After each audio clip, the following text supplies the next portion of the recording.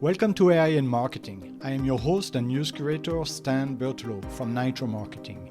You will find links to all the stories mentioned in this episode in the show notes.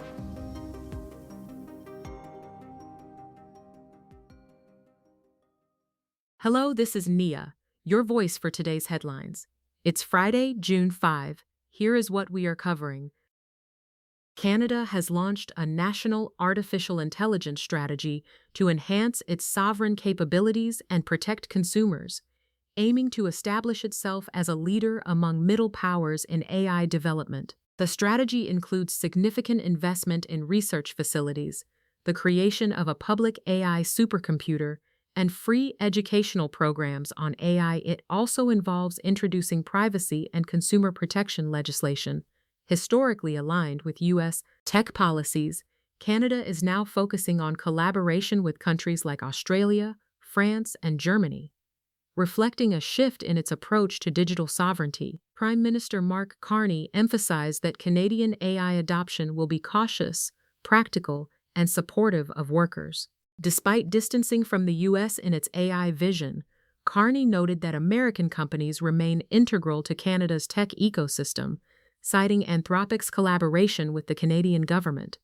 The strategy also addresses public safety concerns following a mass shooting linked to AI chatbot misuse, prompting plans for legislation to protect children's information and privacy rights. Canada aims to replicate its defense sovereignty model by prioritizing local procurement and capacity building. The strategy underscores Canadian values, including its linguistic and cultural heritage, and acknowledges the contributions of AI pioneers like Geoffrey Hinton, Yoshua Bengio, and Richard Sutton. The government targets creating 250,000 AI jobs in 5 years, despite challenges like the brain drain of skilled workers to the U.S. Next, the New York Times reports that President Trump, initially resistant to regulating artificial intelligence, signed an executive order mandating oversight of AI models. This decision marks a shift from his administration's previous hands-off approach. The order requires AI companies to share models with the government 30 days before public release to identify vulnerabilities. The change was prompted by concerns over a new AI model, Mythos, capable of cyber attacks. Despite initial resistance from tech leaders and advisors, the order was signed after modifications, reducing review time and ensuring no mandatory licensing. The move reflects growing pressure for AI regulation amid rapid technological advancements. Senator Bernie Sanders is advocating for significant regulation of artificial intelligence, proposing a moratorium on AI development and a 50% public ownership stake in major AI companies. This contrasts sharply with President Biden's voluntary pre-clearance review process. Sanders' proposals have been met with shock and criticism from the tech industry, which views them as socialist. Meanwhile, OpenAI, despite its historical opposition to regulation, is urging Congress to establish stricter AI rules, acknowledging a trust deficit with the public. The industry faces growing pressure for regulation, but meaningful action may only occur following a major crisis, similar to past regulatory responses in other sectors. On that note, TechCrunch reports that Poke, a startup simplifying AI agent use to text messaging, is the first AI agent approved for Apple's Messages for Business platform. Previously, this platform was exclusive to businesses like airlines and retailers for customer communication via iMessage. Poke, launched in March, is designed for everyday users without technical expertise, assisting with tasks like planning, calendar management, health tracking, smart home control, and photo editing through text. It operates over SMS, Telegram, and WhatsApp, now adding iMessage.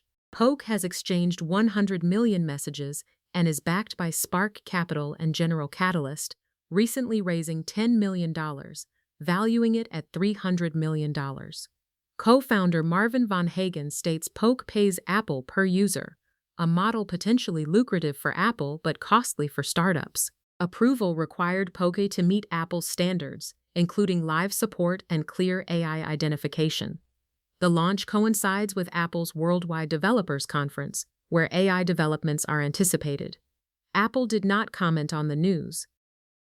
Meanwhile, TechCrunch reports that Founders Fund, co-founded by Peter Thiel, has launched a game show called MAFIA the GAME, where tech leaders compete in a card game. The show, moderated by Pirate Wire's editor Mike Solana, features notable figures like Sam Altman, Palmer Luckey, Brian Johnson, and Moxie Marlinspike. Solana expressed his boredom with traditional venture capital content, suggesting the show offers a more engaging way to understand personalities. This initiative reflects a broader trend of tech companies using media for marketing and influence, as seen with OpenAI's podcast acquisition and the viral strategies of figures like Elon Musk. The rise of infotainment aligns with the public's increasing media consumption, reshaping how companies and executives build influence. Moving on.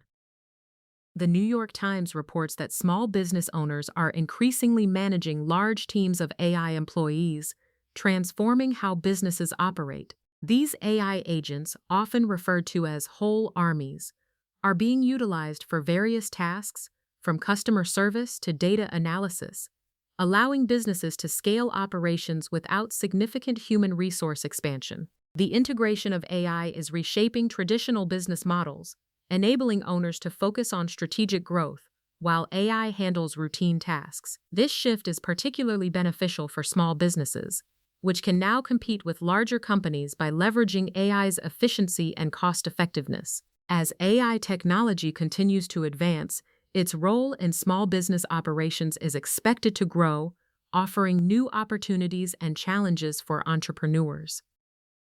In other news, Google has introduced a feature allowing prominent creators and publishers in the U.S. to claim dedicated profiles in its search platform.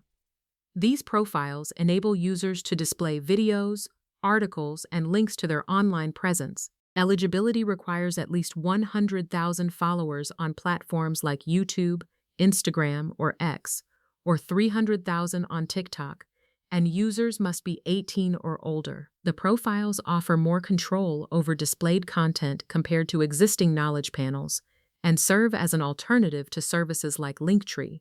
Google demonstrated how profiles can include links, summaries, and aggregated posts from various platforms. This initiative aims to give creators more visibility and control over their online representation within Google Search. Finally, an open letter to CEOs and leaders warns against using AI during public interactions, arguing it undermines leadership credibility. The letter emphasizes that while AI can provide useful insights, its use in front of others reveals the backstage processes, breaking the illusion of leadership authenticity. This concept, rooted in sociologist Irving Goffman's theory of impression management, suggests that human interactions are performances where maintaining the audience's belief is crucial. The letter stresses that AI should remain a backstage tool, as its public use can lead to doubts about a leader's judgment and authenticity. The issue is not AI's capability, but the perception it creates, which can silently erode trust and credibility in leadership. Thank you for tuning in to AI and Marketing. If you want to learn more, check out the episode description. Be sure to subscribe on your favorite podcast platform so you never miss an episode. Contact us to learn how to launch your own AI-generated podcast at nitromarketing.com. That's NYTRO marketing.com. See you tomorrow for more AI and tech news.